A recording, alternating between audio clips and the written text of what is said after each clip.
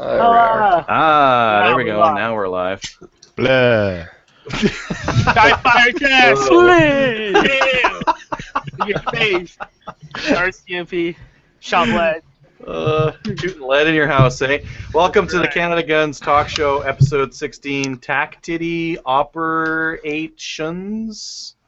I'm one of your hosts, Agil, hunting your guide me show. We've got Crazy, Plaid Lad, Foodamil, Quintino, and Sergeant myself also on here. And I think Mitchell is working on getting his video camera going. But why don't we start off with, I don't know, show and tell. Okay. I have this. What is this? This is legally an AR-15. Yes, this is all that constitutes a firearm.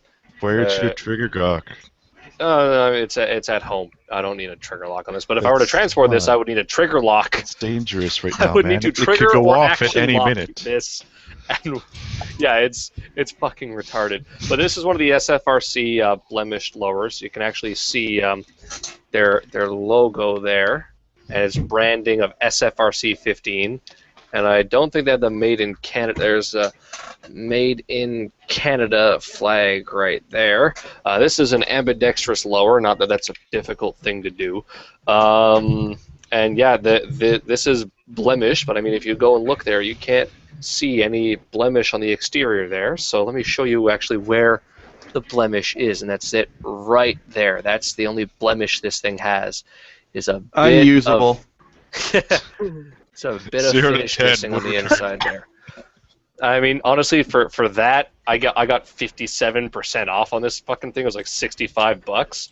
Oh, never mind. There's a little bit of a kind of bubbling just around there. It looks like. Yeah, you can see that too. Oh man. Oh well, whatever. Fucking who cares? Fuck. Terrible quality. I mean, this is made of with that.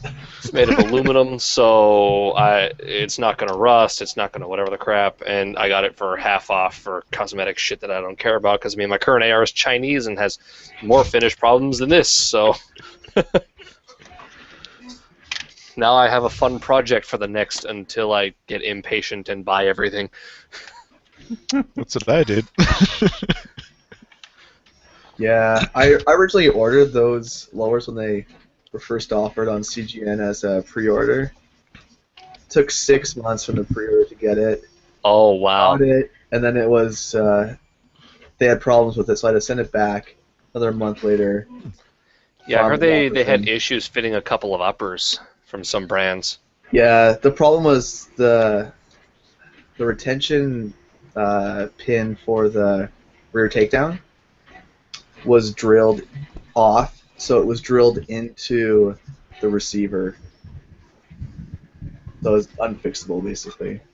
You mean this thing in the back? This thing here? Well, at the back. Sure. Yeah. So the rear takedown pin, and then from the back of like where the buffer screws into, there's a hole that's drilled there, which you have where there's a detent that goes in with a spring. That right there? No. The back of it. Oh, that? Yeah. Yeah, so there's that little hole there that was drilled basically offset, and then it was drilled into the receiver. Ooh. But those ones look fine. Like. Yeah, I'm just still surprised at how much they dropped the price, given how minor of an issue it is. I mean, at first I didn't even notice the stuff up at the front where the pistol. Sorry, that's at the back. That's where the pistol grip would be actually, but I didn't even notice that. And that's going to be covered by the pistol grip anyway, so no one's going to ever see that, and no one's ever going to see the stuff inside here because who's going to look in there?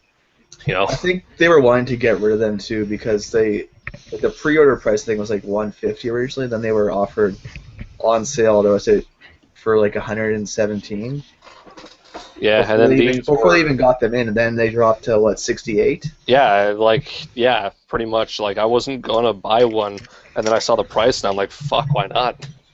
That's how it starts. Now you're gonna be trapped. Now you're gonna have to get like a fancy trigger, the best rear stock, a nice grip. That's exactly it. I'm already going and looking. You're like, all right, has anyone got mag pull on sale for the back end there? I gotta get myself a nice fucking buffer tube and a nice Magpul MOE stock. What kind of barrel are you going to put on it? 16, 14 and a half? I was going to put a 16 on just in case I ever go to the States with it. 28-inch barrel.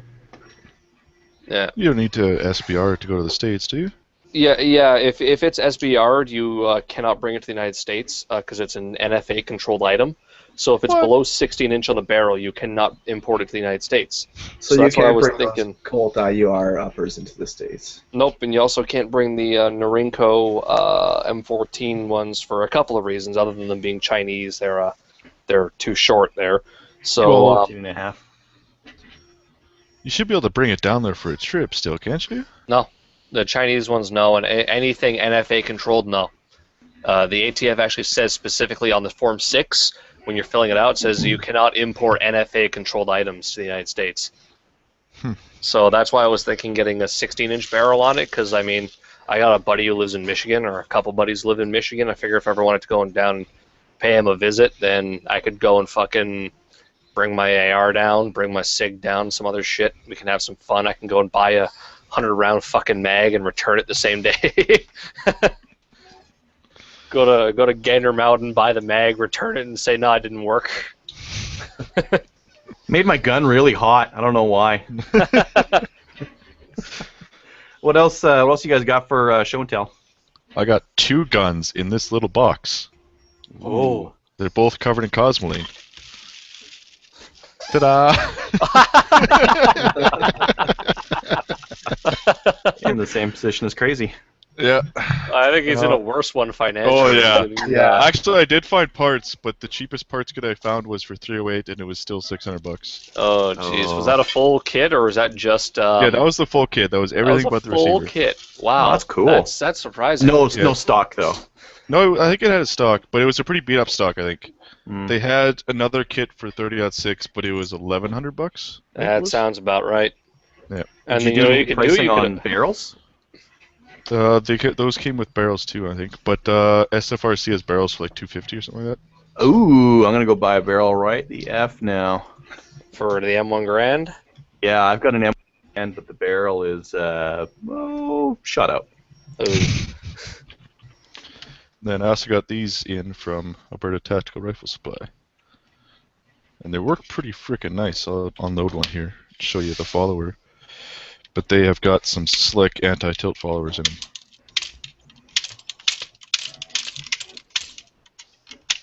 Sold out, $269. Fuck you.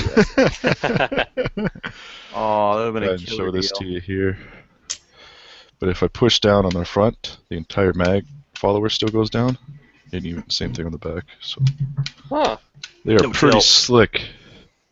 Nice. And I posted on their forum on CGN asking if they'd make Beowulf ones, but they said they can't. Which kind of sucks, but whatever.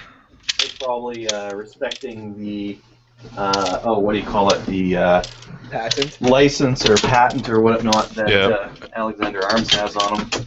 Alexander Arms Whereas is Press pretty... Check Ventures don't give a fuck. Yeah. Does Press Check Ventures say 50 Bayo or just say 50 Yes, it does. Cal? It says Just 50 50. Beowulf. Yeah, Okay, so I don't know can how they're not getting grab that, sued or actually. some Here shit, we but... No fucks are given. Yeah, and then, like, the C Products ones, apparently C Products doesn't even make a 50 Beowulf magazine, so I have no idea where those ones are coming from. That's what I heard too when I tried to pre-order one a while ago. Where the dick nuts did it fucking go? Some people said that, but okay. So there's kind of two versions of the CPDs that are going around here. Let me grab mine. There's this guy here, which is really nicely done. Has these crimps on here. Doesn't have the epoxy shitty like welds in the front. Says 50 Bayo on the side. Says 50 Bayo on the bottom. It doesn't look. It looks too good to be just like a like a hand project kind of a thing. Yeah, And and this then thing there's those says other right, shitty ones that were totally like some company in Canada that just did them.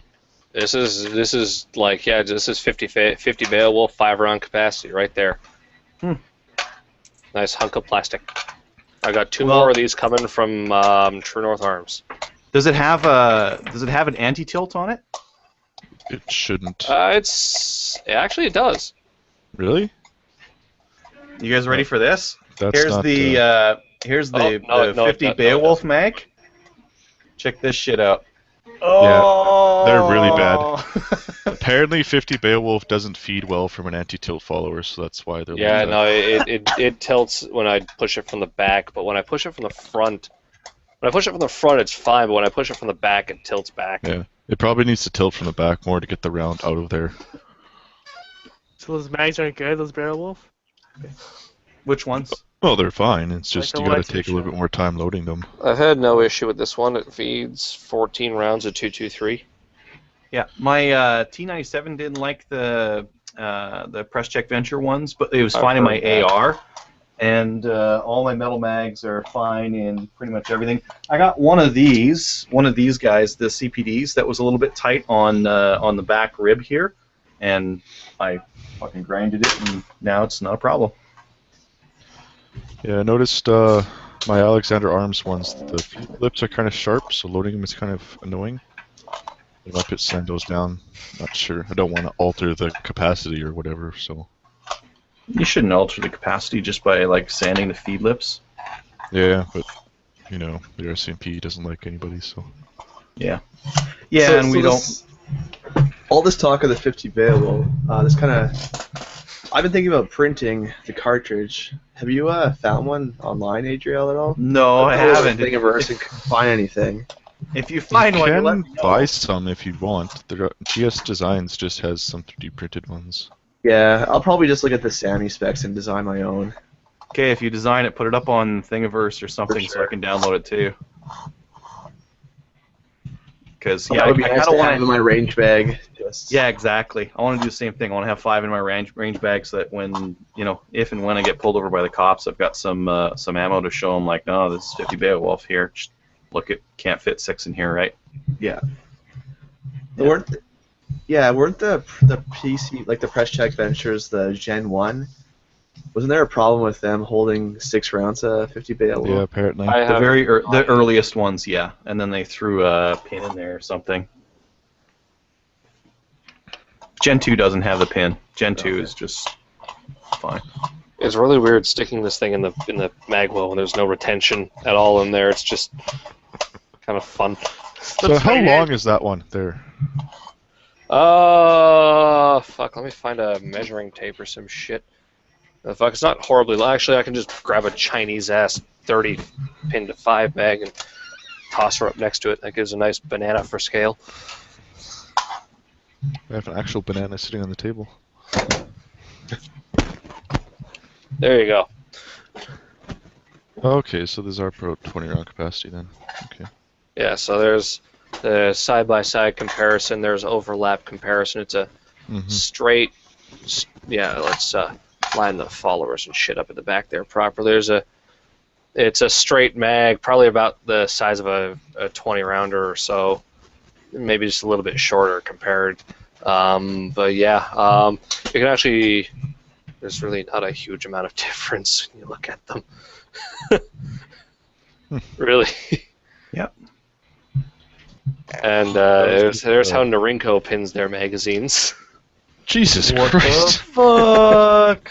Yeah, that's what I was thinking. This is definitely irreparably fucked, because on top of that, there's actually also a plug right in the front that you're probably not going to be able to fucking see it there, but I can't. There must be a Dominion Arms thing, because I've got Nork mags before that weren't like god awful like that. Yeah, it's got another plug in the front there to fuck with it, like right around here, and then this cut out on the side here. When you load up 5, it basically prevents it from, it jams it out of this hole. So yeah, glorious Mao will bring us forward in the revolution with our 5-round fuck-ass magazines that don't feed properly. Because yeah, I literally, with these fucking Chinese mags, 5-round mag, I had 3 jams. I just went no. As soon as I had both magazines that I came with, I just went fuck that and grabbed the LAR mags and went, these work fine. So fuck this Chinese shit. Whoever buys my gun will get these because it came with it, but I'm debating tossing an LAR mag in just so they can fucking use the thing. You buy their own mags. Buy your own I got mags. something to show here. I've got, let's see here. this guy here is something I just printed up. So this is a trigger for the MMP9, and it's actually like the profile on it is made for the DCAK, the what is it? The Apex trigger, that competition one. So it sits quite a bit further back, and it's got a lot like less travel on it. When you upgrade with that trigger kit, it comes with a different sear that only engages like a tiny bit at the back. So you've got like a huge chunk of the trigger that doesn't do anything. So this guy just kind of eats up some of that, and it's also like way stiffer because it doesn't have a safety on it. So it eliminates the safety and just goes with a plain piece of plastic for the trigger kind of thing. Makes it a lot stiffer too. But I don't know. This is just me effing around. I'm gonna probably print one in black when I actually get to it. Have you painted it in your gun now?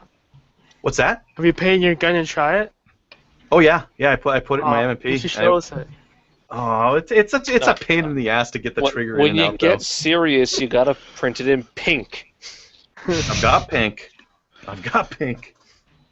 but I'll print it in something else.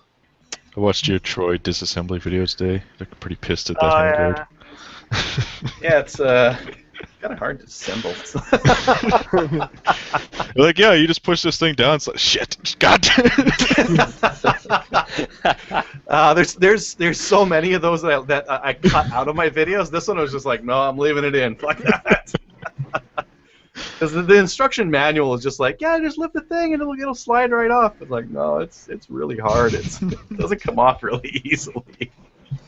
I don't know if I showed my my belt setup the last week, but I've got What the hell? That's me trying to like acoustically block my 3D printer. I got a belt. This is my belt setup. So I've got these El Cheapo mag pouches that Foodamil suggested the other week, and these ran the F&S mags really well. I really like that they have got this cutout in the front, which lets you allow to index your finger on there. So as you draw the magazine out, you've kind of got it pointed along. I guess it'd be easier if I could grab a magazine here. There we go. So you can kind of grab like this and then pop out, and then you've got your finger kind of aligned the right way. I threw some Velcro on the inside of here just to make it like stick to the inner belt a little bit better. But I really like this belt setup. Some shotgun shells at the front, holster on the side, a couple of mag pouches for the AR on the side, and then a dump pouch at the back for just like preloading and that kind of thing. As for this belt that is off eBay, this is a piece of shit. It should not be bending like that. It should be like stiff, and it is not. So I just got it as like a backup, like shotgun belt kind of thing. With the shotgun, you don't really need a lot of stiffness. You just run a couple of these guys up front, and it's fine. So I'm just gonna run it for that. But if you're looking at getting like an action belt, like don't buy this belt. Just get the Double Alpha belt. The Double Alpha has one from Gardner in Canada here for $60, and it's stiff as fuck. Yeah, I got the belt from AliExpress, and the inner belt, only the back part is stiff, and not really that stiff. The front's just all soft, which isn't nice. And then you take the whole belt, like, it's not super stiff, right? But No. yeah, the mag punches are great, but yeah, I wouldn't recommend the belt so much. Yeah, well, especially when like a good quality Double Alpha belt is $60, and that one's like what, 30, 35? I think it was like 20. Okay. Yeah. Well, 20 US, so yeah, like $30. So yeah. Yeah. Any other things to show and tell? No, too broke to buy stuff at the moment. well, I'm Trying just to hold off finishing buying stuff. printing my hanger right now for my dropping off adapter. It should be done in a few minutes, so I can show it then. Cool. I've got the beautiful new Beretta, just can't get this camera figured out. That's okay. It's just a Beretta anyways, so no one really wants to see Is it. it a handgun or shotgun? Oh. I don't want Shotgun. to see the Beretta. Shotgun. Which one? A300 or Beretta. Yeah, Outlander. Outlander. Cool. Nice. My dad nice gave me duck shit camo. about spending like $1,300 on my CX4, and then I'm like, you bought a $2,500 shotgun and you've used it like 5 times. Yeah. Use it 5 times. Holy. Did you buy it for show? Is it on the wall? Yeah, I don't know. He bought a left-handed Beretta, like fucking expensive, nice-ass shotgun, and he barely uses it. Well, I need it. I'm a left-hand shooter. I can actually use that. I think my like $500 Winchester XPX we've used about as equal amount of times. I like the. I bet like, yeah, that Mossberg camo crap set. But I just use it for hunting, so. Got a I little have the break Turkish thing. I action. finally found paracord. I was looking for paracord to wrap around the lever of my lever action. I finally found some paracord. Now I need to just get off my bitch ass, lazy ass, and wrap the fucking thing Oh, in this do it now paracord. then. You gotta buy some from You Court give them Canada, people a man. show. I And couldn't show them fucking you're do it rapping. now. I have no idea how to actually wrap it with paracord. Well This then, thing. well maybe people watching embarrass you and make it more fun. How so, do I yeah. how do I top it out? Do I just try and burn it into place or Well, what something? do you want to Like, do? Do you want to do? You could tie it like a lanyard and put the thing on the inside. Yeah, you but have then to how do I YouTube finish it off at the other end there? Like, You just tie Are you it gonna up. wrap it? yeah, Are I you was gonna gonna fucking let me go find the If stupid you- piece of shit. Give me a minute. If you look A at the minor boat- one, but I got a +1 extension for my Pardis, so this thing is now finally ready for competition. Now, you wouldn't think like a +1 matters all that much, but that gets this thing to 6, and I need to run like even amounts of shotgun shells in this thing to run with it. So I'm gonna run this thing while I'm getting my Stoger cut down, because my Stoger's a 28-inch barrel. I'm gonna get that shit chopped right down, and then go to this guy here. Hey, Crazy, does your shop have gunsmithing services? No, unfortunately not anymore. The shop I work at used to. Even then, I don't think he actually did barrel cutting. Pretty Yeah, sure well, Puds they didn't- has they didn't have a lot of gunsmithing equipment. services. Where's that, sorry? Puds in Bashaw. Buds in Bashaw. Oh, that'd be easy to get to. Yeah, even Bashaw then, I mean, Sports. you're in Alberta and I'm in fucking Ontario. We never had anyone try and ship guns to us. So it was all just No, I walk-in just ship stuff. a barrel. Like all I need to do is take a barrel and chuck it into a tube, and I'm off to the races, right? Yeah. It's too effing long. But yeah, anyways, now that I've got this extension on here, I'm good to go. So I'll just I'll run this guy while I've got that one in the shop. So what I that wanted to do was one's- put the paracord here. Yeah, you should be able to lanyard wrap it fairly easily. I just can't remember the intricacies of that. You're gonna have to YouTube it or something. like a how-to on tying a serving for a bow. You go around and you wrap it around and around and around, but there's a way you can do it so that if you take like another piece of string and then pull that piece, it takes like the start of your paracord wrap and pulls it through to the back so it can't come undone. But normally done on a way smaller scale when you're doing it with, but it should work the same with paracord. There you go. Just start wrapping it. Just figure it out as you go along. Pretty much. Who needs the internet? Well, if anyone else has anything, what kind of show topics did you guys want to talk about here? I was gonna ask you what the hell's going on with that Stoger, because I wanted to know if it was any good for 3-gun, but apparently they're shot. Yes and no. Okay, so the some of them are reliable. For me, I've been getting into reliability issues because I've been like running it really hard. So it's like, this isn't the Stoger, but just pretend it's the Stoger. It's inertial, so it needs to get some recoil to run the action, right? And the thing with mine and with shooting really quick is that sometimes I'm driving forward as I'm shooting, and if you do that, the action doesn't work, right? It doesn't get enough recoil on the gun to run the bolt. So you get failures to feed. If you shoot too quickly, you can drop the hammer before the bolt finally gets into battery, so it won't fire. So that's an issue if you're like really hammering the trigger. And if you're like really driving the gun hard, that's where you can run into failures as well, just because it's inertial instead of gas. So those are the two things I don't like. The thing I fucking love about it, it's got a huge port there. It's got a 3.5 inch, and it's got a very easy to push down lever, what is this, lifter?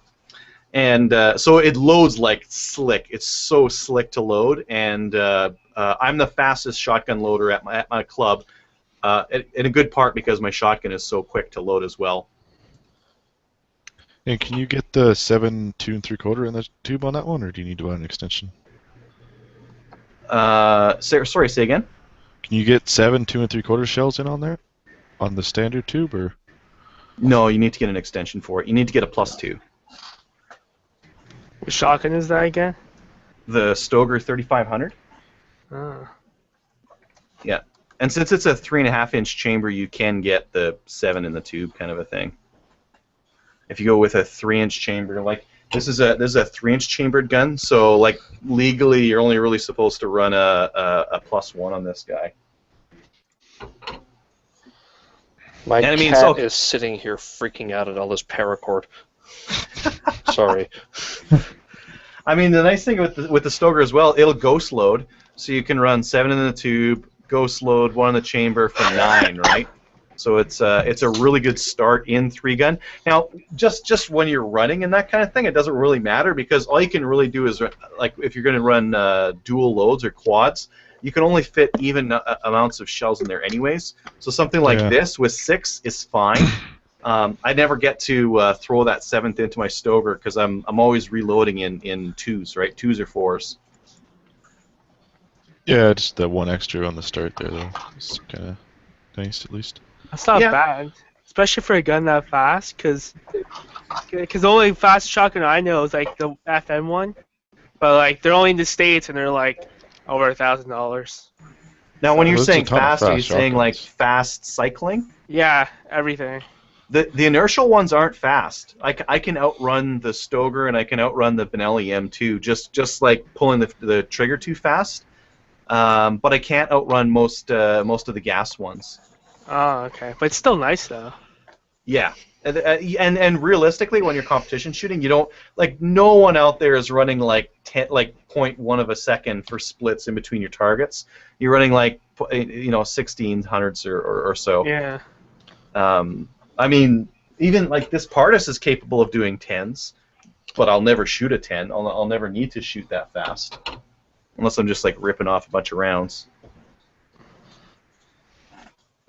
But yeah, I mean the Stoeger, like the only thing I really dislike about the Stoeger is that they don't sell the fucking 24-inch barrel in Canada. They've got 28s and that's it.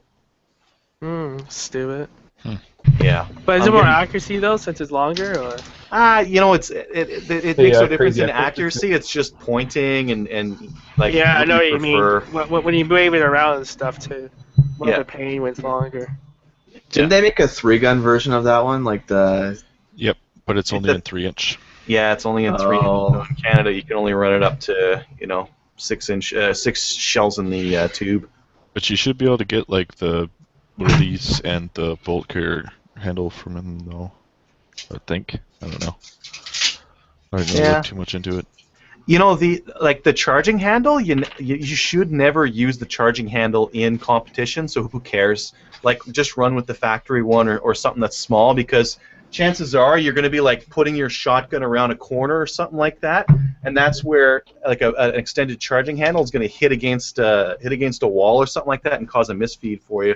Whereas like a nice small one keeps out of the way. Like the thing you really need to do is use your bolt release button, right? So that sucker's got to be nice and big, so that when you run dry and you throw a shotgun shell on there, it's easy to press and then keep going. Or you could screw a Chinese coin to it. Up to you, really.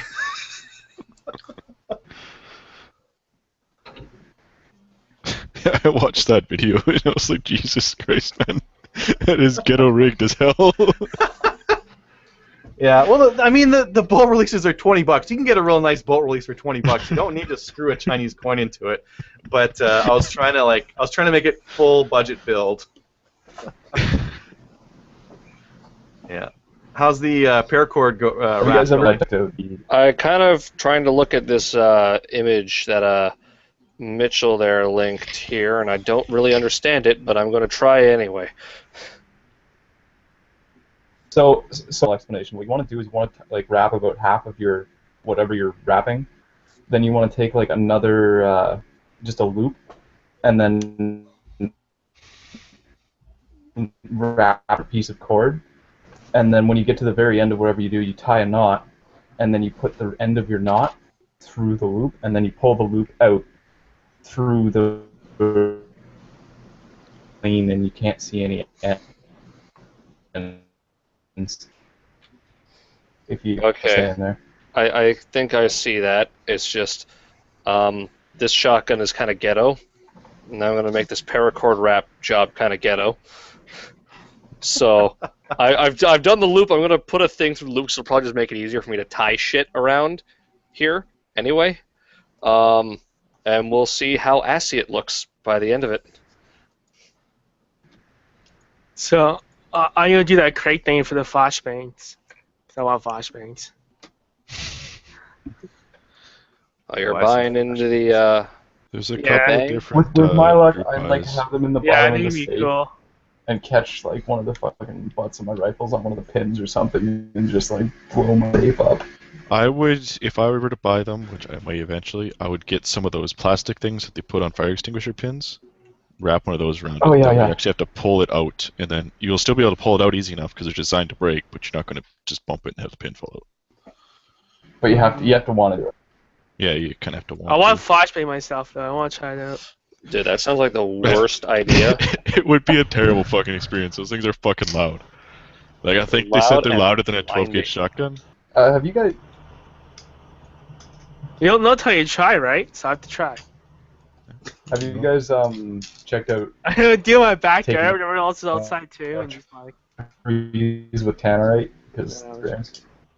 Doing what with tannerite? blowing up trees. Oh no! I've done a tree now. I saw the guy with the lawnmower and I didn't want to do any of that kind of stuff anymore. Alright, where are we at here? Yeah, so 12 gauge shotgun blast is 165 decibels. These flashbangs are 179. Death of hearing tissue occurs at 180. That's loud. The loudest sound possible is 194.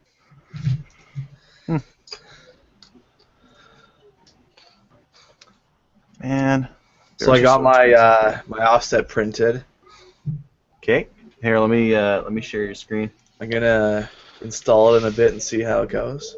It's just be a bit stronger than the last one. Change the fill amount to 40%. So basically that means there's 60% air between the layers, and the angle should help that it shouldn't crack. Is that ABS? This is PLA. So Okay. I'm bending it, giving it a good amount of force here, and it's not going. So we'll see. So I'm gonna go to this, like that, and we'll see how it goes. Now it's just screwing it together. All right. Well, what do you guys think of this? Wait. Here, let's get over to you. Oh, I like the bow tie. I like it. Looks cute. Perfect. Yeah. I don't know. I figure this way it can technically still be reversible, but I just tie really big ass fucking bows. This is like how I tie my fucking shoes. It ends up with the loops being this big. Just tie his I thought you were wrapping the entire gun. No, I'm not wrapping the entire paracord. The whole That's- four stock, front to back, wrapped in paracord. That's what I was kind of expecting, to be honest. I was like, when I Yeah, heard ghetto, that's already much better there because now it's got a bit of a rest against that. Actually, Are you know what? I actually might. Citadel M1 Garand barrels any good? they're You know like what? the only M1 Garand barrels. I think I actually might need to undo this because I need to bring this back just a little bit here. What the hell was that? So If you look at like the guy in the States who redoes all the Garands, that's pretty much all The Criterion barrels, or I don't know. Let's see if he. That's fine. All right. Where's my knife? See if I can't slice my hand open again. There you go.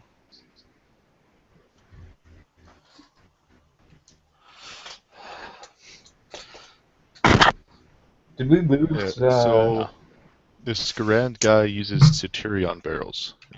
Centurion.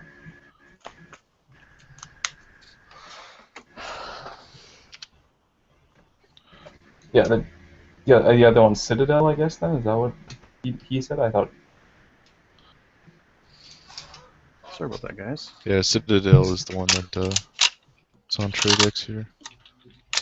Oh, Citadel. Yeah. Yeah, that's the one I was looking at, and I don't know. Price is good, $269. I mean, Criterion is the one that I hear of more often, but Yeah, that's what I thought you said. I must have misheard you.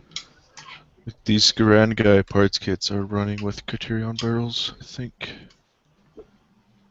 Is Garand guy in Canada? Who are you buying those from? Aztec Armory is shipping them over, it seems like. Yeah. I almost bought a parts kit from them, but Yeah, I'm thinking about it. Well, it's $1,000 US for the parts kit. They've got parts kits that come with used barrels for $650, but they're only in 308.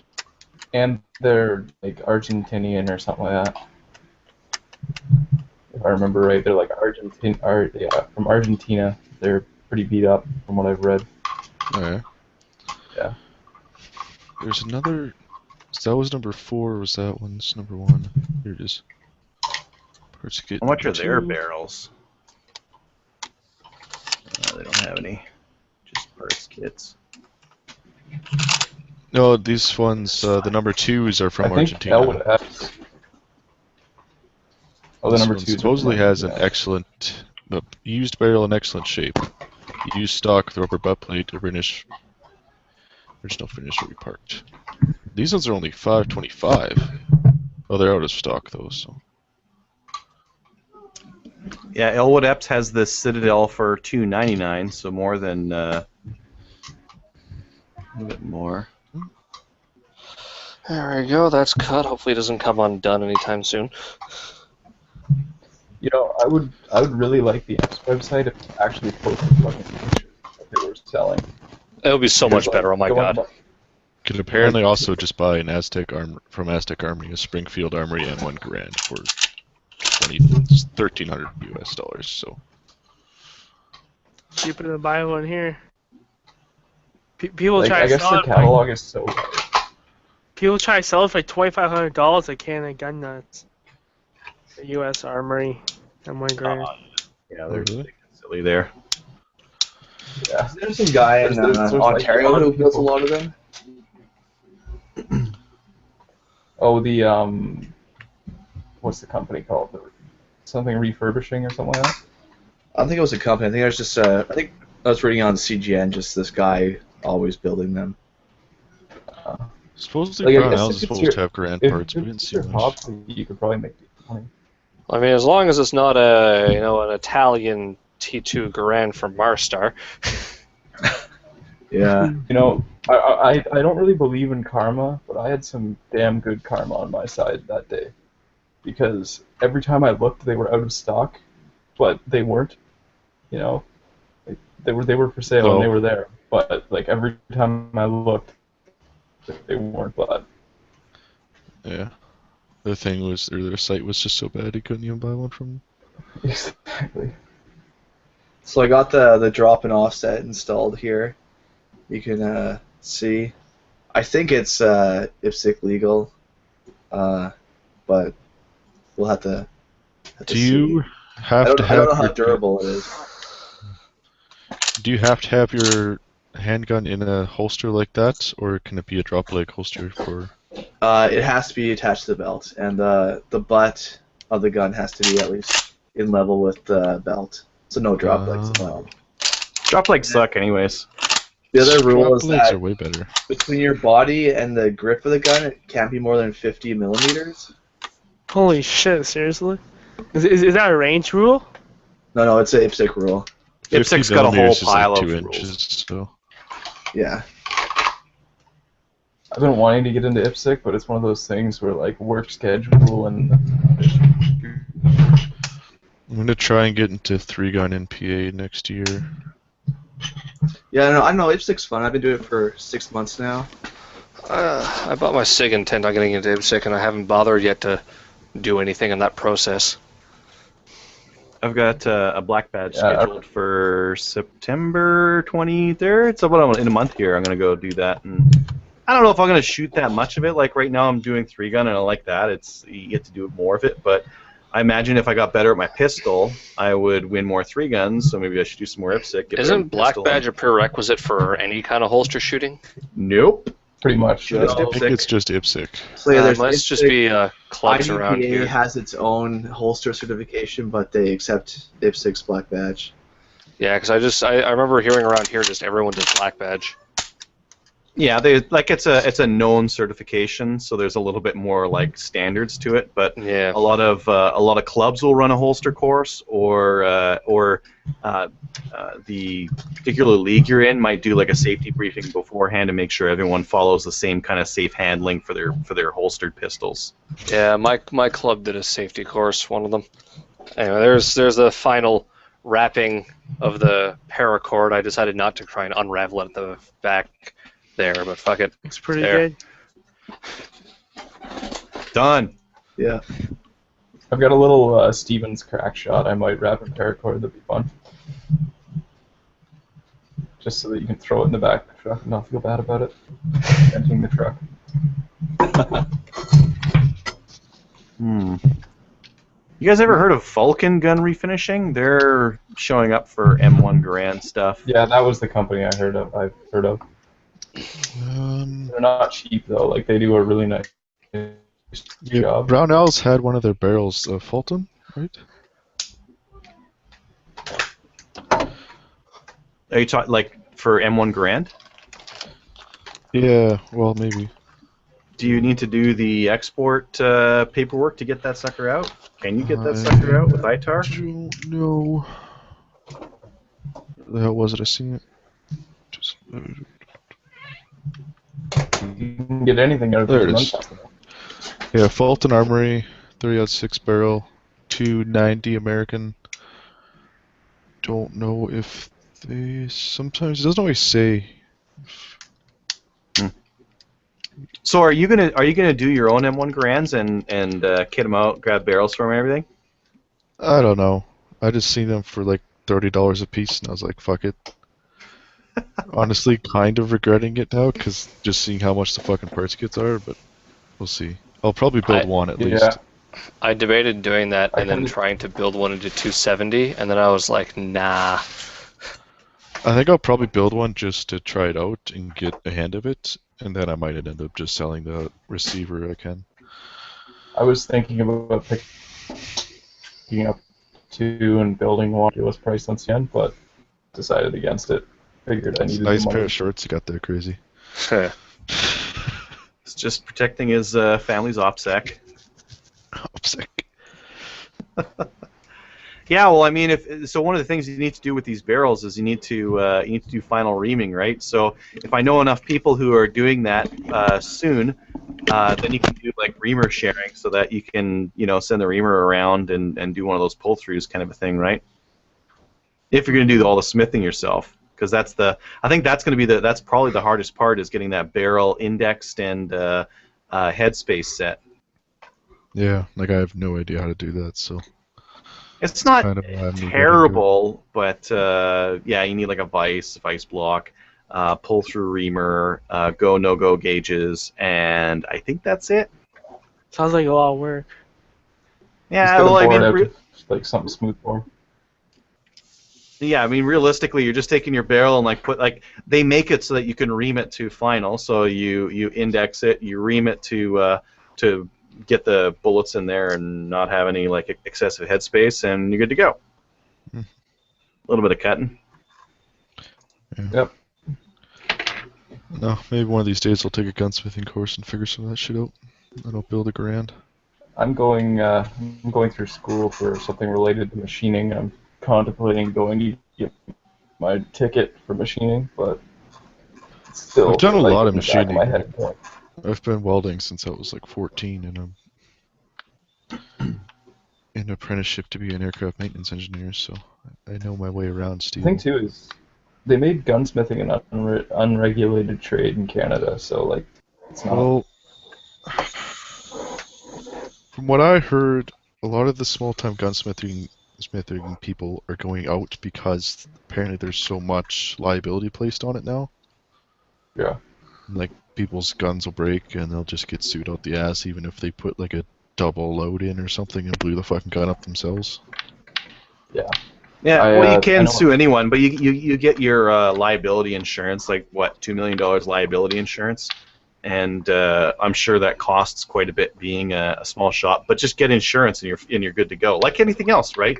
If you're going to run an IT company, you got to get liability insurance. Your servers go down, your customers sue you, they can sue you, and you got liability insurance. It's fine, right? Yeah, but you can't. Well, this is coming from the guy in my town who does gunsmithing. We had him working on one of our guns, and he had to give it back. He's like, "Sorry, I'm halfway done, but I can't finish because my wife's divorcing me, and she's gonna try and get all the guns taken away." there's a risk too. Yeah, he was doing it out of his basement. And he had like I went down there one time with my dad and looking around. He's got like probably 12 or 13 Enfields in various states of sporterized. It's just like a lot of them were really well done, but you could tell they were done back when Enfields weren't worth $600 or $700. Mm-hmm. Well, a lot of them were very nice, like SMLEs and stuff like that. Yeah. Back when they sold them with a barrel.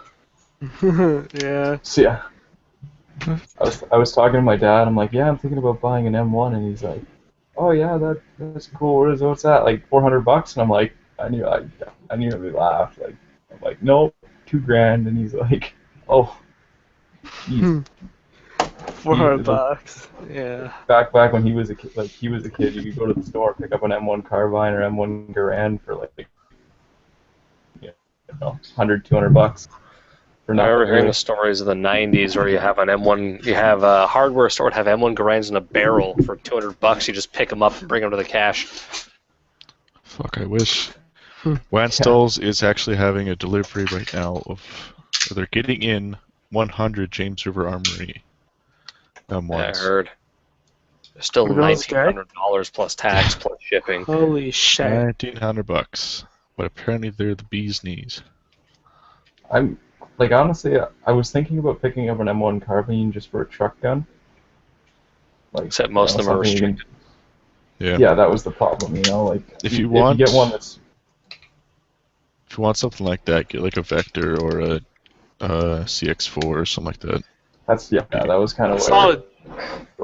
I looked at it, I'm like, Those aren't no, exactly what I'd honestly, classify as okay. truck guns. They're a little bit more expensive comparatively. I saw a But- G41 one time on the gun website. Wish I had the money to buy it. There's a Yeah. G43 up on CGN right now, and the guy wants $3,500 for it.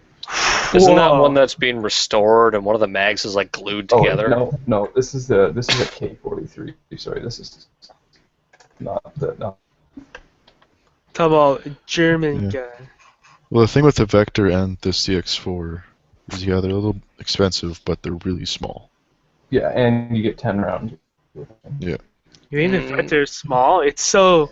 I don't know. I find it like bulky at least. You get the sub 2K. It folds in half and it costs like $300 less than the Beretta. Yeah, good point. The thing about the sub 2K is if you shoot a lot, it's gonna fall apart. I read it anyway. Maybe. Well, everybody says that about Kel-Tec. Doesn't necessarily mean it's true. People just hate And Kel-Tec. they've gone through like, what, 3 generations of that already now? I think There's it's a on the Gen 2 second for gen sale right now, actually. Second gen now? Yeah. Then you can get it in Canadian ugly red. Oh man, Seven perfect. fifty. Link it. Yeah. Let me see it. How ugly is it? There's a sub 2000 for sale Can I in get it Canada in right pin? now for $750. Those Leanfield jungle carbines aren't bad. I probably should got those.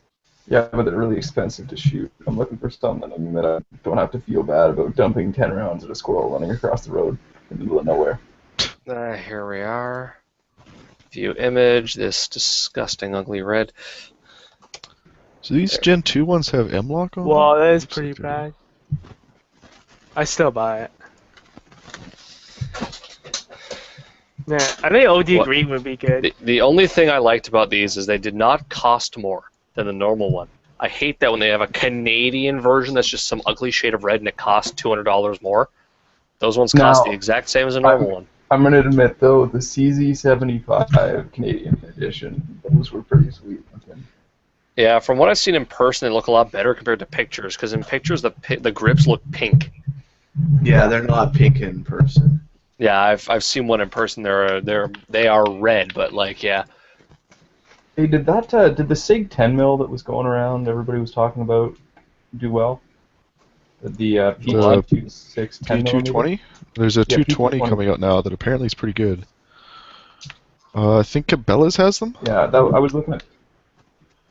And I Iron was looking Guns at has picking up them one as of well. those. But I'm like, thinking So we're that going is the 220 the metal version? Because the 320 is Oh, yeah. the No, polymer it's version, it's right? metal. Yeah, the 220 is the old 320 classic metal one. Yeah. Okay. The Yeah. 320 is their new modular handgun. So when you buy it, you'll get like the frame, and inside will be the gun and everything else. But there's a little piece of aluminum inside that is actually the gun, and it holds your trigger and everything else. The frame isn't actually the gun; it's just a piece of polymer, so you can chuck it out and put a new one on if you want. They're pretty cool. But yeah, it's actually even weirder than like the receivers that we were just talking about earlier. I like the receiver is considered the firearm. This thing, like, there's literally a couple metal straps and a trigger that's considered the firearm. It's really fucking interesting. dude, that's what kind of fucked me up when I was looking at the Vector, was like, the lower receiver isn't really the lower receiver. So I was sitting there talking to someone, and I was like, yeah, you could just buy different uppers and it'd be fine. And then I realized that, the whole bolt and everything in the barrel was in the. It just didn't make sense in my head for some reason. I was like, Yeah. Most guns are actually serial numberized like that. Like my Beretta handgun, the barrel, the top slide, and the frame are all the same serial number. Yeah, same on my SIG. yeah, my CZ is the same way, I think. But like with the SIG 320, that's not the case. The barrel, you can take the barrel out, chuck it away, put a different barrel on. You can take the frame out, chuck it away, put a different frame on. You can take the slide off, throw it away. The only thing that stays is really just like that trigger group mag well kind of thing. Yeah.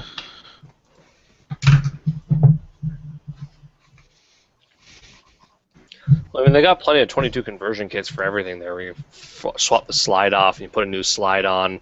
It's got all this shit inside it for a 22 kit there, and those aren't usually serialed to anything.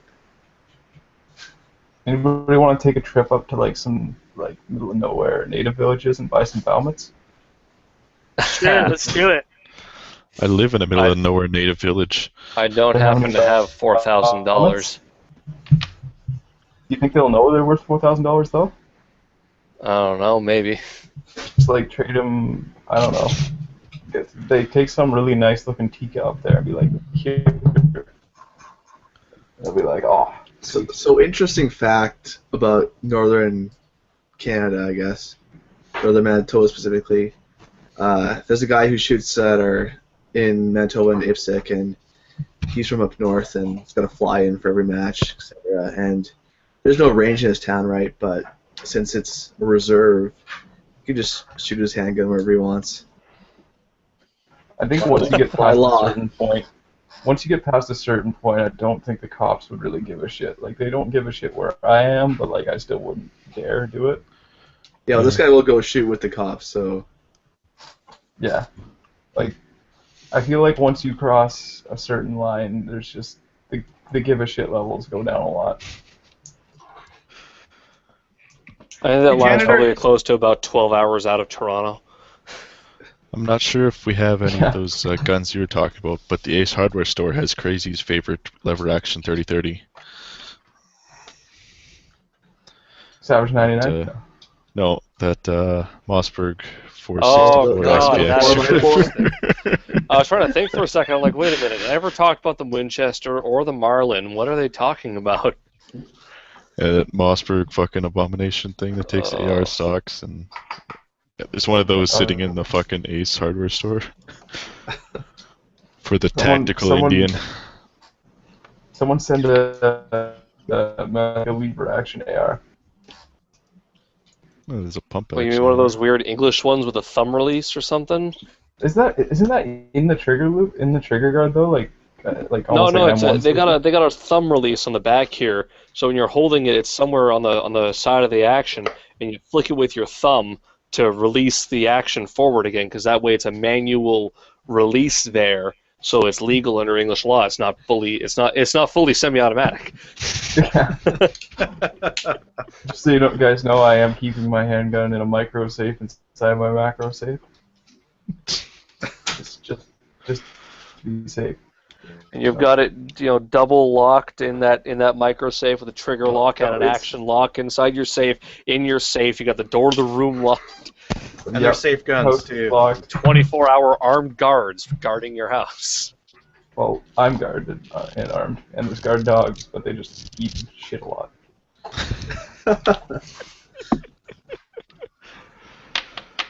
Janitor, Beware do the you have guard your chihuahua. do you have your Tavor handy? Yeah, it's I might. check out the Lego boob. Yeah, the whole title of the show. Yeah. Oh, the picture's not great. There it is, head on. Side view there. Did anyone else lose video for him? Yeah, there I you just go. see this Yeah. picture of a little revolver. Oh no. I see him here. Yeah, I see Yeah. him. No, all I see is a Smith & Wesson roll mark. It's really big. It's too big. I need to scale it down. Well, you don't like What did you do? Tactitty? So what's the cuff size on that? I haven't figured that out. I don't know. We'll just grab it and, Just walk grab- into fucking like grab the your- center or something, grab bras off the rack and see which one fits in. Yeah. just borrow some Don't from your even- wife. Don't even take it off the rifle first. Just walk in with the Just walking in with a Tavor. rifle. Yeah. Yeah, howdy. I'm looking to get a bra for this thing. Hey, it's okay. No, it's fine. Oh yeah. So how long So does that take to stupid. print? I put it like to 0.15 millimeter layer height, and then I put my print speed up to as fast as I could get it to go without under extruding, and it still took 8 hours. So that printer was just flying. Holy It was worth crap. it. Yeah. Oh yes, yeah, You definitely. need to worth go to it. like an A cup or something like that, though. Just enough to like fit in your hands. You don't need any more than that. And Well, anything yeah. more than is a waste. I'm That's right. told. This is just a prototype, right? Version 1. We'll refine it. What you could really do is get some silicone tit implants and somehow mount one of those to a Picatinny so you can There you Yeah. You get the look and the feel. yeah, Yeah, I got and it's camera nice and work. soft for you. Adrian, I'm just worried that A cup might not be big enough. I'm pretty sure I've got around there.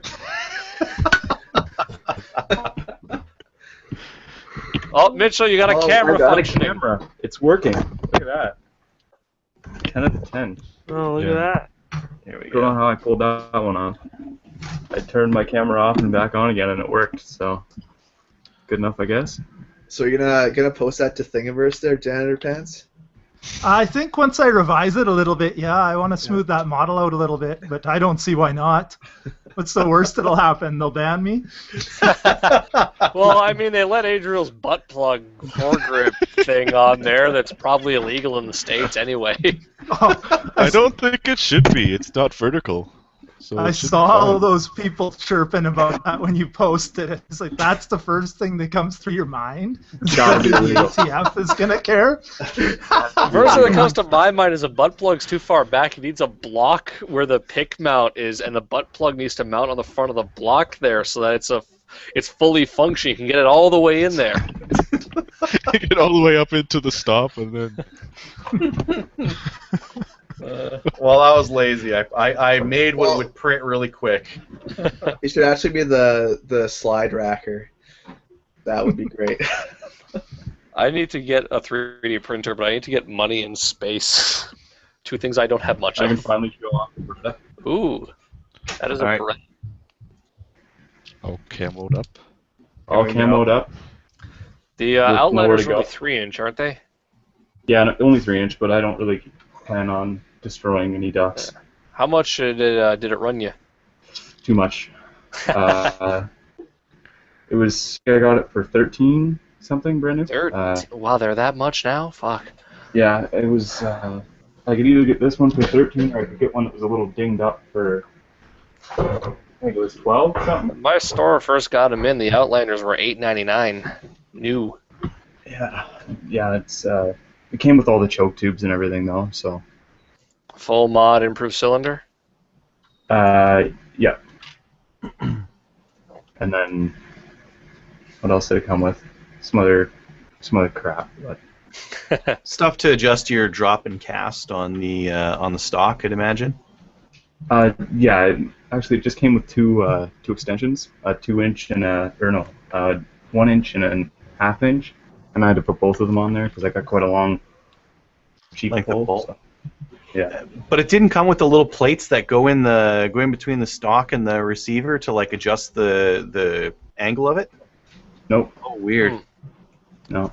I know Winchester has that on the SX3. They got that. They got 2 shims amounting to, I think, a total of 1 inch length of pull adjustment, and they got, I think, 5 of the drop ones there for that.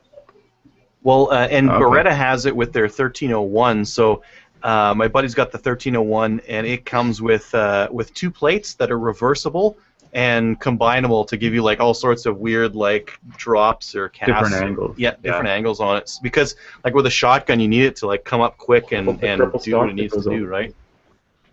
Yeah, exactly. I'm normally like in a full coat and everything when I'm hunting, so like a little twist isn't going to make a big difference, but it pulls up nice for me. Like I'm 6'3", so it's got a nice seats. It seats well. Like that's pretty much it. Yeah, they're fast shooting too. Better than this regretful purchase here. I have to go and get more booze. The regretful purchase of the year. Oh, samozariadnaya vintovkatore tokareva. What, you don't like your It doesn't. Well, it does sometimes shoot. Out. Fucking done a bunch of other stuff, and it just doesn't like to eject. So I've got to clean the. Did you try the gas in the top? You know, I've changed the gas plug like 3 or 4 times. I've tried just. So what have you got it set to right now? Right now it is full. Yeah, 1.7. Yeah, and it still sometimes doesn't. Yeah, that's problem. Mine's at 1.5 and it kicks them out no problem. Yeah. I had the same thing happen, Mitchell. I had one that didn't want to cycle some of the time as well. Yeah, like I think it might just be the ammo I'm shooting. Like I've been shooting some Barnaul stuff out of it recently, and it's, I shot Barnaul when I first got mine, 40 rounds, no problems. The only problem was light primer strikes from Cosmoline still being stuck in the fucking shit there. But I shoot Chinese surplus now, and it's got no issues with that. That was the only thing I will admit is when I was surplus through it when I first got it, it was running better. But the Barnaul stuff, like I wanted to see if I could shoot a hunting load out of it, just if I wanted to take it out and shoot a deer with it at 10 yards, because I wouldn't trust it outside of that. But you know, it works enough that I could, you know, shoot a deer with it if I only needed the one. But it's basically a glorified bolt action right now. That's unfortunate. So mine's never had any issues there. I still don't think I'd take it out. I got an Enfield for that, but what I'd probably end up doing is there might be some gunk in the like right in here, like where the gas plug comes out. So I'll take that out and apart. Have you never like unscrewed all the way? Have you ever cleaned in that little tube that leads into the gas system? Like this part, taking this thing off. Yeah, if you take that, a little tap it. You know how it screws in. There's the part that screws in, and the gas ports in the front. There's the actual tube, like the hole that goes into the. Have you cleaned in there? With what, like a Q-tip? I took a like a the 2 things, the dental floss things. Yeah, dental pick. Yeah. What I did. A dental pick. Yeah, I took one of it. And what I cleaned mine with was not a Q-tip, a pipe cleaner. I actually got pipe cleaner, and every time I clean my SVT in the gas system there with a lubed up pipe cleaner, just run it in that little port there. Yeah, that might be it too. The only other thing I can think of is that there might be cosmoline somewhere still impeding things, but I left it out in the sun for like 4 hours one day, and there was a big pile of goop around it, so I think I got most of it out. But yeah, we'll see when I get a chance to go back up to where I can shoot a lot.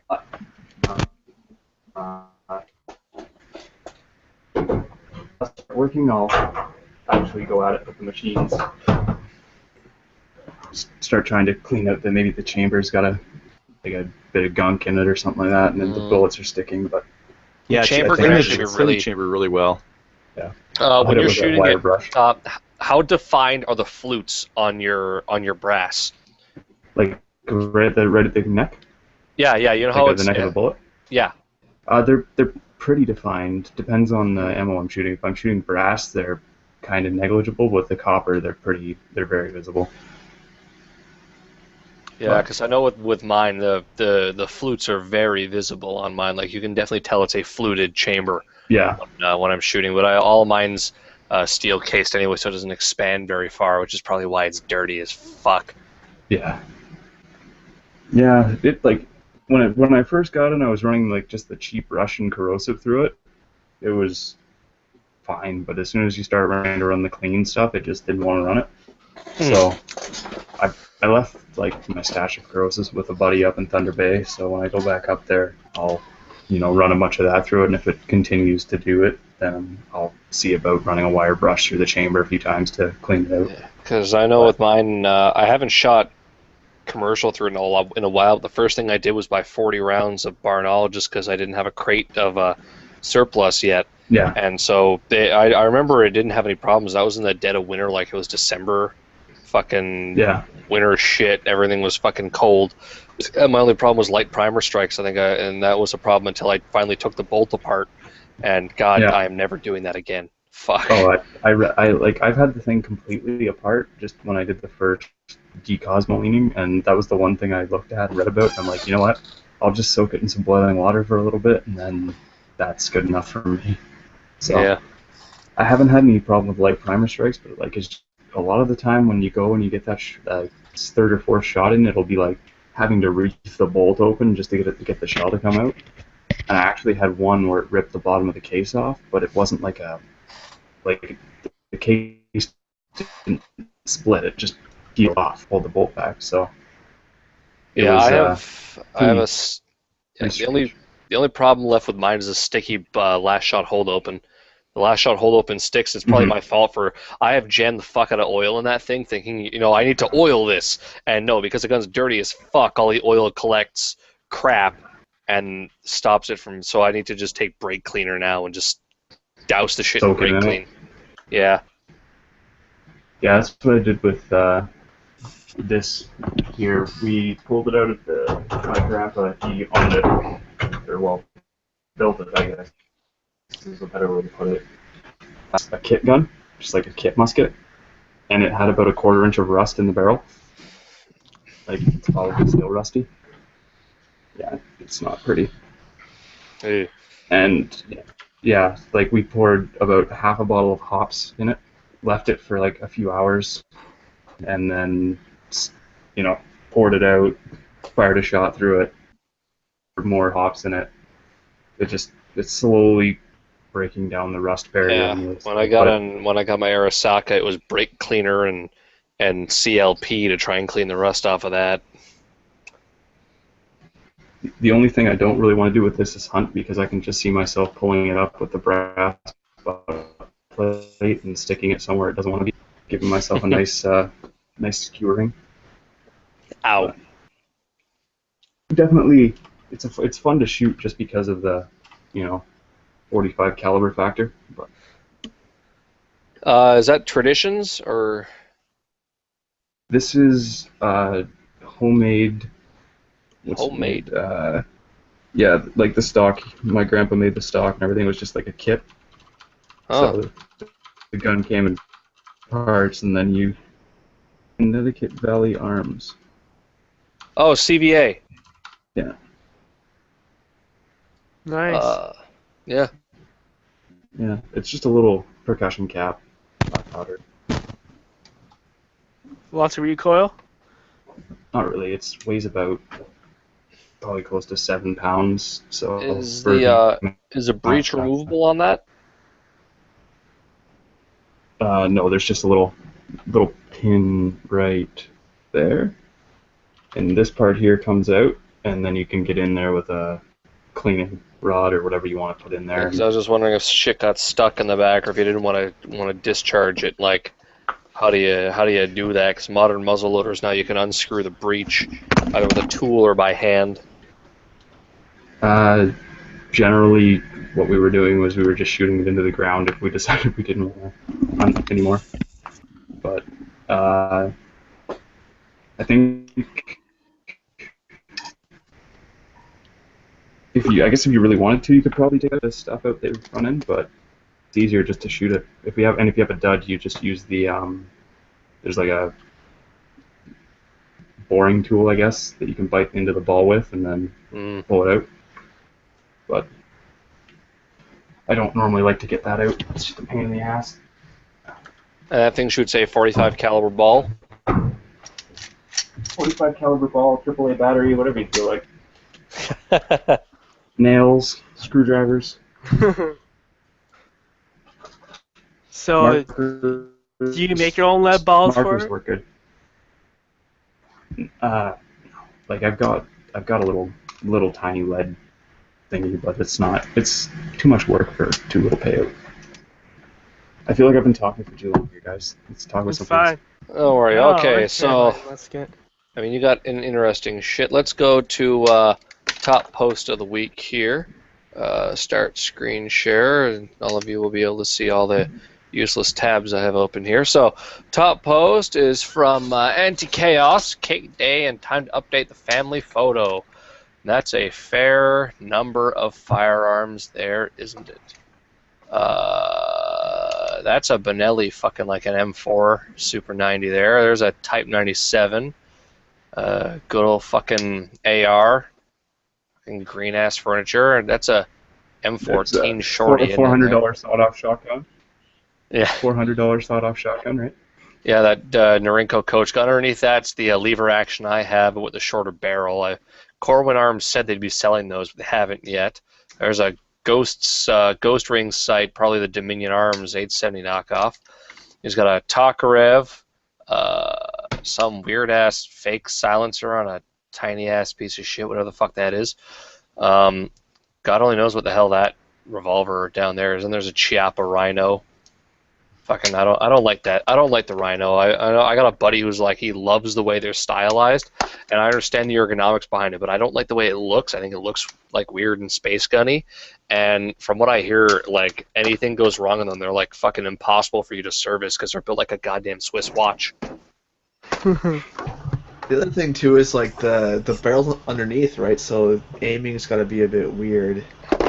I'm sure they take that into account when they design it. It's just I know with that having it all recoil straight into your wrist instead of at the top there helps with jump. It doesn't jump very much after shots, but I just don't like the way it looks. Next, one of the few plus size to living in Canada is let us all squat internally at our glorious collection of Russian surplus bull dick. You know, it's fantastic, all of this useless shit we can get here. And then, of course, all the stuff here is nice, shitty, stupid crap. You know, what things of fuck, comrade. Sorry, let me get into the accent here. What things of fuck, comrade? You dare insult glorious rifle of Sergei Simonev? Why? Is not enough plastic shit on the rifle to bake or to break? No mag to be of losings? What you not told like bayonet to be built of in? And, of course, someone then links Ivan Chesnikov. And then there's my response of, gun is nice, gun is fine, is your problem. Dat Cosmoline from Ventco here. I like this image. Fuck. So there's enough squatting internally. Common sense gun control debunked. I didn't really watch this whole video, but I understand these guys' whole thing is they're very contrarian. They deliberately go into a situation acting as like an extreme caricature almost of gun control advocates to basically make people look stupid or hypocritical, and I'm not a big fan of that. In this case, they were even telling anyone who owned a gun, they said, "Get the hell away from here. We're not looking for you." Yeah. I got to the point where they started talking about fully semi-automatic, and then I'm just like, now you're just being a little bit insulting to these people. Like, they really don't know a damn thing about it. Like, I didn't really go through the whole. It's like, how long is this thing? Like 15 minutes or something like that. Yeah, 15 minutes long, this whole video. I didn't want to bother sitting through all of that. It was basically just a lot of insulting people, pretty much. Yeah, I feel like the purpose of the video goes to show that, you know, you can say whatever you want to people and they'll believe you. But I feel like, you know, if you were going to do something like that, you'd probably get a lot more flies with honey if you actually wanted to sit down and, like, educate people. If they, like, it seemed like a lot of those people were willing to be educated about it. You know, like, people walked up and were interested. For the most part. To an extent, it's all debatable when it comes to the gun control debate there. I did watch one of their videos that I found amusing. They did the same kind of thing. They represented themselves as a fake gun control organization. They went up to a bunch of U.S. senators and congressmen, and they asked them to put up a sign on their house that said there are no guns at this house. And, of course, big surprise, none of them wanted to do it. And that one, I feel like it's fucking inevitable. I mean, no one's going to be... I understand they were trying to showcase the hypocrisy. No one wants to advertise they don't have guns because it makes them a target the same way you advertise that you do have guns. But like I don't like the way they do things pretty much. Next, we've got the holy shit dicks, 10 grand to spend in 10 minutes. I think I can manage that. From Sergeant myself there. That's a thing from the CCFR, Canadian Coalition for Firearms Rights. It's their latest big ass giveaway. Basically, they will fly you to Vancouver or Victoria or some fucking place in British Columbia, and you have 10 minutes to spend $10,000 in this shop. And then afterwards, you go back home, and then you wait for them to ship all that crap to you.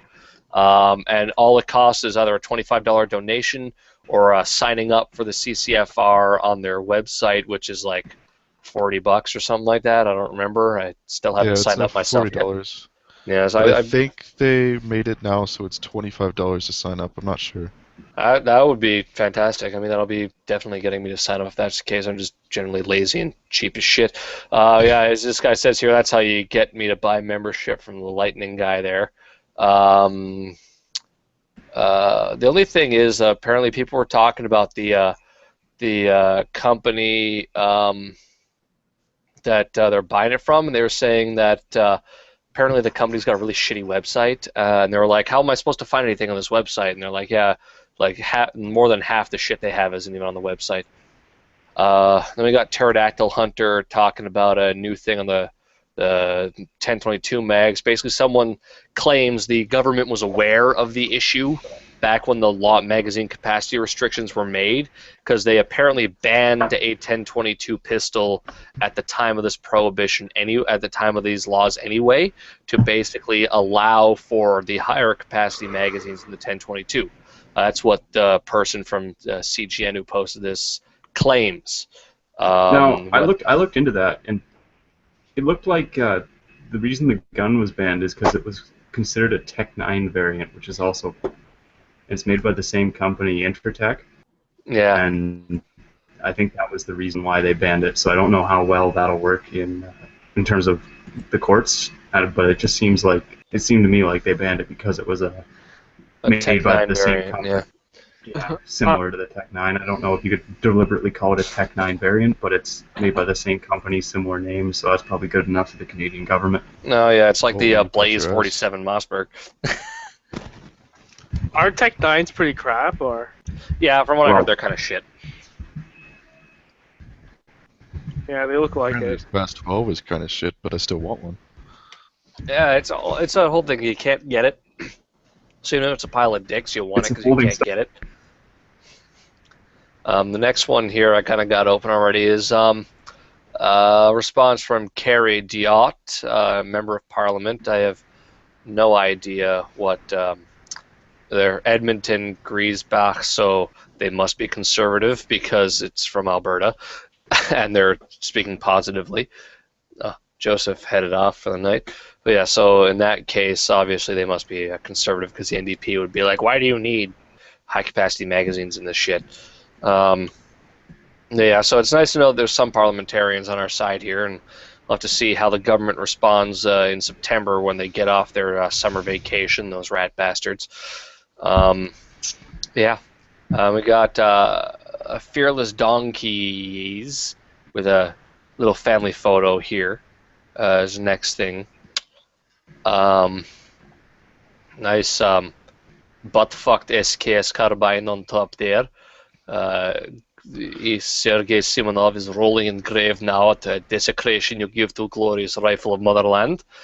It's a Keltec of some kind, I think. SU-16. And some...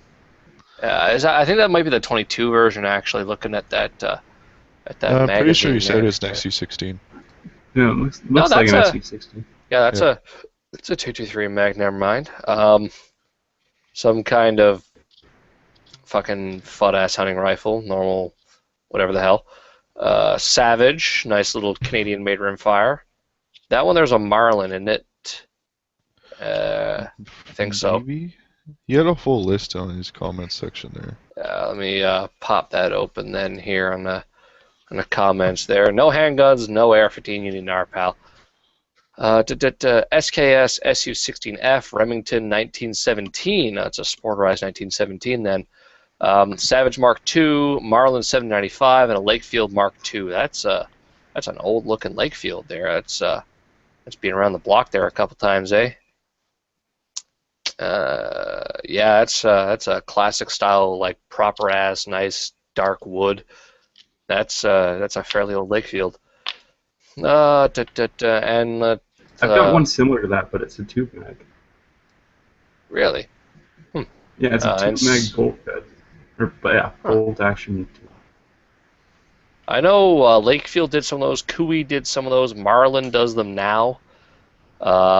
Seen them around a couple places. They can feed everything, like short, long, and long rifle. They'll do it all. Yeah. We got that Lightning guy. It looks like he bought a probably an Arrow. Yeah, it's one of those $100 Arrow precision lowers. So he's got all his nice parts, kit, and shit for building himself an AR, and he's going the hard way. He's buying just the upper receiver itself. There, I think that's the NEA one because it's got no forward assist. Not that the forward assist is useful at all. There's a couple of people making 6 size, but they probably use the one from True North Arms. Yeah, so we'll be having some fun there, building an AR. He's going the hard way because he's got to put a barrel on that fucking upper. I'm just going to buy an upper myself. And the government of Canada's tabled their official responses to the e-petitions. No one is at all surprised the government basically told everyone to fuck themselves. The AR-15 petition is just like, yeah, no, we're not going to do this because fuck you. And the property rights petition is, I'm going to say no to property rights for the same reason my daddy said no to property rights. It's that the provinces can go and fuck everyone up the asshole when they want some oil or some fucking minerals or some whatever the hell it's on your property. They can go and tell you, get the fuck out of here. We're selling your property to a mining company and you can fuck yourself. Because, we don't really have property rights here in Canada, no matter what people say. And that's kind of the top post of the week there. Can't let the peasants own things? Jesus. Yeah. There's the top post of the week. Has anyone else got anything to add? Just because I want to annoy Crazy before we sign off. Ta-da! Yet! Rifle is fine. Why you be fucking? I hear of 922R. What else you fuck? I got the wood stock sitting in my closet right now. I like this one better. It's my cheap AK, so I got this thing for like $700. Actually, I debated buying one for a while to spend $1,000 on to fuck around with too, and going against my own creed by being a blasphemer. And then I realized, nah, I'm just gonna buy a Howa 1500 for a coyote gun. Which kind of SKS is that? Is that one of the stock system ones that take the AK mags, or is that just an SKS that's started up? It's just an SKS that's started up. Bought it from a buddy of mine for $700 with this stock, another stock, the original stock, and 6 magazines or something like that. I don't know. I've had some fun with it. I saw Food & Mill had a CZ. Yeah, I was just going to show this before with the paracord wrap that I did. Ah, nice. Nice. But Yours yeah, looks a it's- lot fancier than mine did. well, Oh wow, I that's followed nice. a guide for it, so works pretty good. YouTube good. School of Gunsmithing. Gotta Got do a it, you beaver know? bark on the front there. Oh yeah, I gotta keep that Bark. fever bark on there. Oh, you're not gonna go get a donkey dick. If I was gonna pick one of those up, I think I'd have to get the beaver bark for sure. Yeah, I fucking hate it. Are you guys Is calling that it one, beaver bark or beaver barf? I think it's supposed to be bark. beaver barf. but Yeah, I think call it did beaver say bark. Yeah. Is that chrome lined? Is that one of the CZs or the CSAs? No, it's a CZ858. So I don't think those were chrome lined actually. It's the ones that were prohib there for a bit. Wait, Which, they prohibited one and not the other? Seriously? Yeah, it's because of CZs. What happened is the CZs were supposedly in a built second. on a receiver that was originally going to be for full auto guns, and when they just had the receiver lying around, never assembled into a gun. And then when the Canadian market opened up, they welded another piece of metal in or some shit like that, built it into a semi-only gun. But the government decided to shit, or the RCMP decided to shit themselves for a while. So you can see where there's that lighter bit of metal there is welded in. You're not going to pull that out. I mean, like You're not gonna pull it out. those receivers were They were never manufactured assembled. from the factory. They weren't assembled into full rifles. They shouldn't have been considered a full rifle until they were like put out by the factory. Exactly, that's the Yeah, thing. That's I why the agree conservatives with had to that. go and do that. But it's a shit show, that whole debacle was. But now it's over, and we just have to hope Trudeau isn't a fuck ass and changes it all. Oh, he is. What do you got there, janitor? I don't know why I'm presenting to everybody. That's the AR I just finished, though. 10.5-inch Noveske upper and barrel, Aero Precision lower, some mag pull goodies. You can't really see it there, but I've got the Landtech Crown enhanced bulk carrier group there. Geisley Super 3-gun trigger, bad lever, Noveske QD points, Rainier Avalanche charging handle. I think that's about it. How It's, much did that fucking trigger cost It's you? missing something, though. An optic, you think, or what? A boob? Yeah, well, I'll have to get a Picatinny rail for the bottom, I guess. Yeah. Yeah, how much No, was that no, guy's over- trigger, though? Get an Like, over-mounted boob. Come on. If you buy that Geisley trigger new, it's about $350. I got it used from the Crover for a little bit cheaper than that. So Jesus, dick. Fuck. He didn't Yeah. like his 3-gun trigger? he did, but he wanted a dual stage. He said he more wanted to focus on precision or something like that. So Yeah. I I hear like that. it Lost because your it goes gain. fast. Yeah. I'm just Yeah, debating absolutely. using. I'm debating if No. I should buy a fancy trigger or if I should just use the cheap, shitty one that came in my parts kit. I would use that ALG defense one I showed you. Yeah, it's just like I said, I have a requirement with this thing that everything I buy must be on sale. Well, It you doesn't have to be want it cheap; go it on just has to be on too. sale. Yeah, no, and this the Noveske barrel and upper, I got that from Beaver Nuts. I got a hell of a deal on that. So thank you very much to him. It's a super nice barrel and upper for a lot less than it would have cost me new. So What kind of distance can a 10.5 realistically get? 300 yards. I don't know. Yeah, I've heard No like a couple problem. 100 yards with a pretty tight group. Noveskes are supposed to have like super well-made barrel anyways, so that should help. But realistically, like anything we've done, actually 3-gun last weekend, the stages they had, this thing would have been perfect because I don't think we engaged anything past maybe 50 yards tops. So No, really? yeah, so thought if I could throw them both, I've got a 16-inch as well. So if I throw both in the gun case, you're set up for whatever stage they might throw at you. Does anyone here have any experience with various brands of speed loaders for revolvers? Get moon I'm just clips. wondering if there's one that's better than another, because I just bought a Ruger GP100 from Sylvester.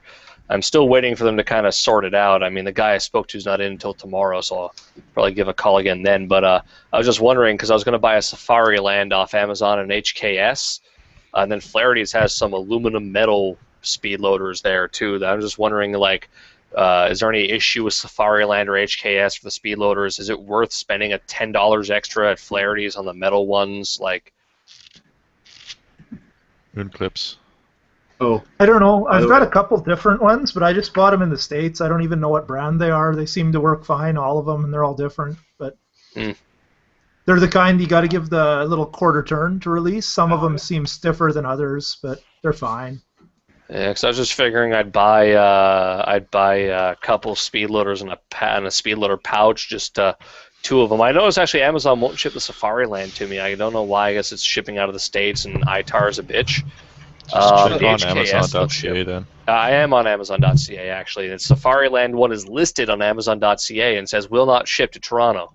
And I'm like, well, that's fucking stupid. Yeah, that's But kind of weird. Yeah, either way. I ordered some HKS speed loaders off of eBay for the Secret Sniper. I haven't heard back from my target to see if he liked them or not, but Yeah, because I was thinking of doing that, and then I need to find a holster. I was looking. Phobos has some holsters specifically for the Ruger. They look kind of weird. They got the paddle one for real cheap on Amazon, but I don't really think I want the paddle. I want one that hooks onto a belt. And it looks like the belt one's more expensive and has shittier reviews. I was just thinking of finding a generic nylon one, but I'm not sure if that'd be good enough, really. Nope. Don't do generic nylon. Yeah. I don't know if it'll be the same, but I've got a couple Phobos holsters, and they came with the paddle, but they also came with the hardware to swap them out and had the belt mount with it as well. So It's interesting. depending on the holster, maybe it'll come with both. I don't know. This one advertises specifically as paddles, and then they've sell the belt and the rotary separate. They sell kits to convert to rotary belt. They sell that separate, so I don't think it comes with it. But I don't really think I'd want to pay the extra money to fucking bother with that. It's just a matter of finding a good holster for this thing now. The ones I had came with the rotary kit and everything, so it's probably like the deluxe package or some stupid thing. Probably, yeah. I'm just thinking with this, finding a good decent holster. It's a 6-inch barrel on it too there, so anything I find has to be able to run a 6-inch on that shit. But yeah, I'm hoping that can get sorted out because I'm looking to go shooting on Labor Day, which is another fucking week pretty much on the 5th, and I'm hoping I can get my revolver before then. I really would like to be able to bring that out. I'm buying a crate of ammo from a guy off CGN tomorrow, so I really want to have that gun in time to go and shoot it on fucking Labor Day.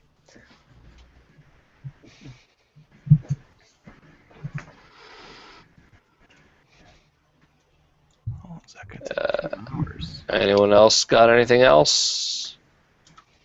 Yeah, I need to find a clipazine for this. Is that a Browning? It's a Browning BAR. It's a friend of mine's. I need to find a clipazine. What caliber? 30-06. Okay. What is that? A Mark II?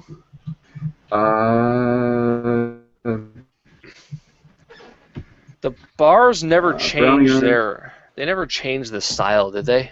I don't think so. There's the Browning. There's the BAR short tracks now that shoot like 308s. Well, the short tracks and long tracks, yeah, but I mean they never changed the way the mags function. I honestly, I would have bought a bar. I love the way it looks, the way it feels. I hate that magazine. I despise that magazine. That is literally a deal breaker. Yeah. Get yourself an I looked around and FNR. I found on I think Al Flaherty's website. Flaherty's has it. I'll be honest, my store has it, but I don't like advertising what store I work at publicly, so maybe in the post-show I'll talk about it. If you find a 270 mag as well... I know the 270s will work, and the 25-06s will work as well. They're all exactly. It's all based on the same cartridge there. The one I found on Flaherty's was like, I think $100 for a mag, and I was wondering if I could find one cheaper maybe, but... They're $81 on Flaherty's right now. 81? Yeah, I'm seeing. For Yeah, 270, 25-06, and 30-06. Where are you within driving distance of Flaherty's, or would you have it shipped?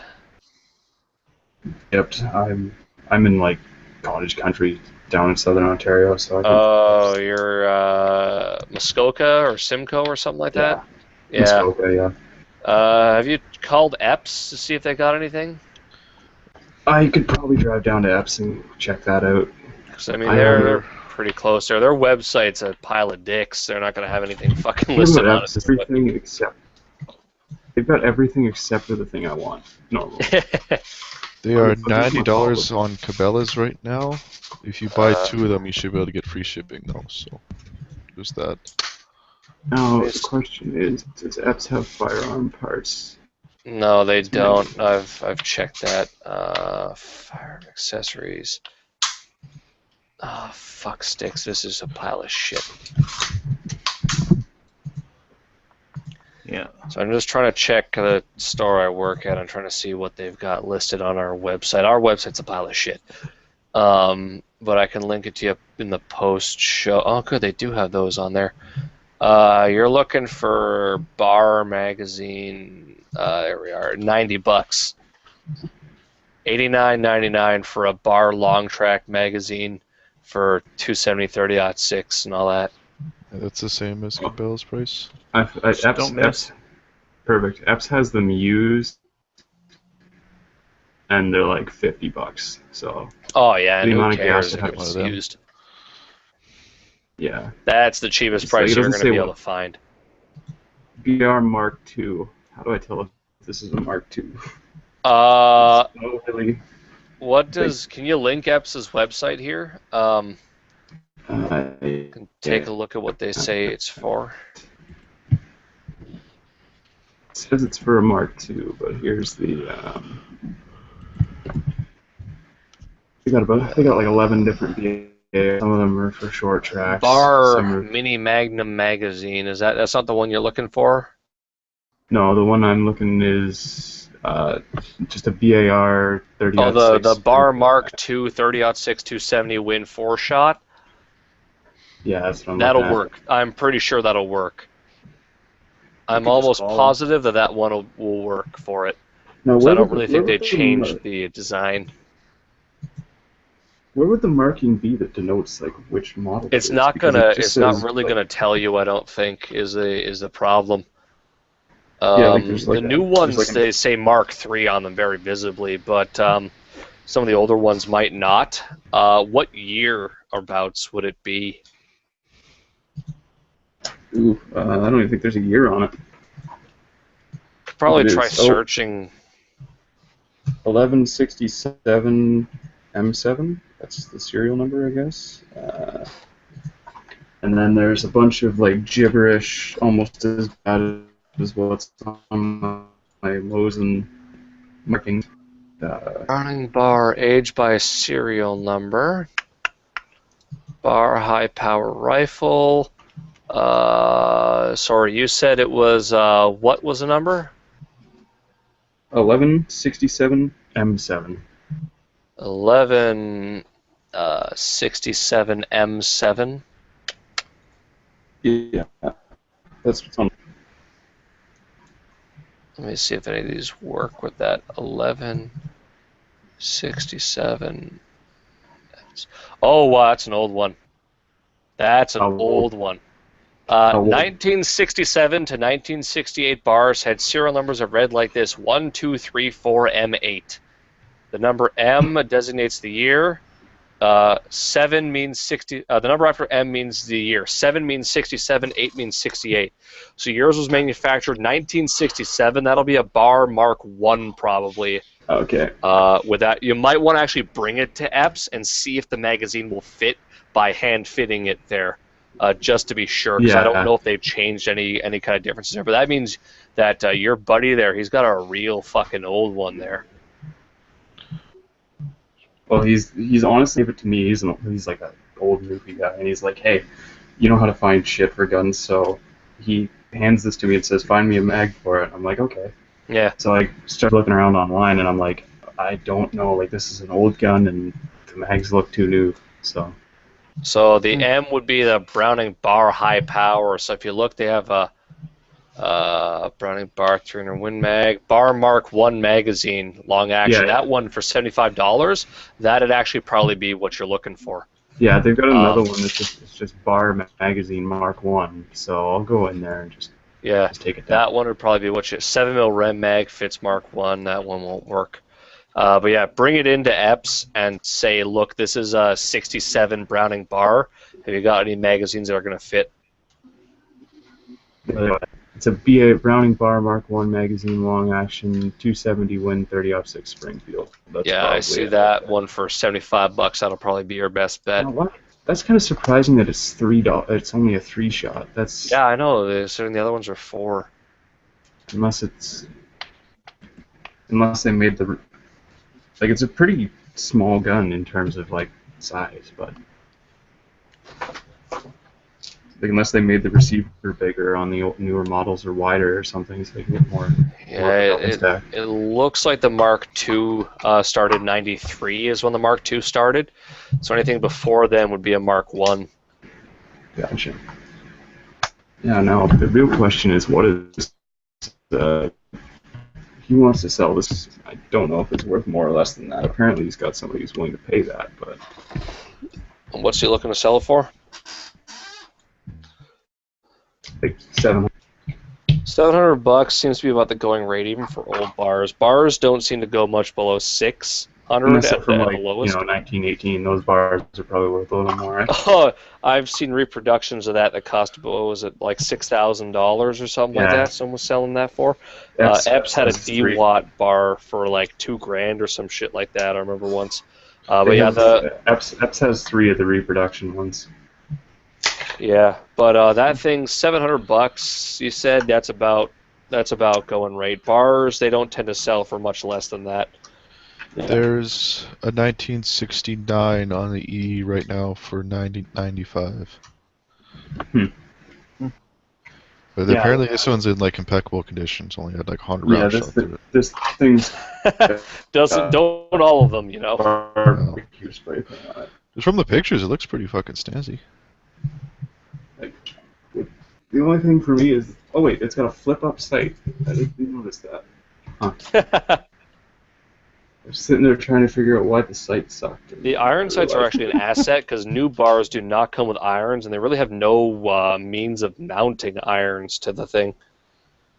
Yeah, honestly, it seems like the bar nowadays is like the old man who can't actually shoot gun. So it needs like a bunch of shots to do the... I just think it looks pretty, so I almost bought one on a Browning Pro deal until I hated the magazine. Like, that magazine, honestly, I would never buy it. Same with the old Able 2s. The Able 2 is the same kind of magazine. I fucking despise it. Able Shotgun does the same thing, I think. It's fucking terrible. Yeah. Well, it's been a pleasure talking with you guys. Glad I finally got the camera working so I could show off my awesome new toys. So, I'm gonna have to hop off it. So. Yeah, I think we're gonna shut down and go to the after show here, anyways. Unless you guys, anything else? Just found some mags for you, actually. Hope we can talk in the after show. Okay, I'll throw us on to the after show then. Good night, everyone.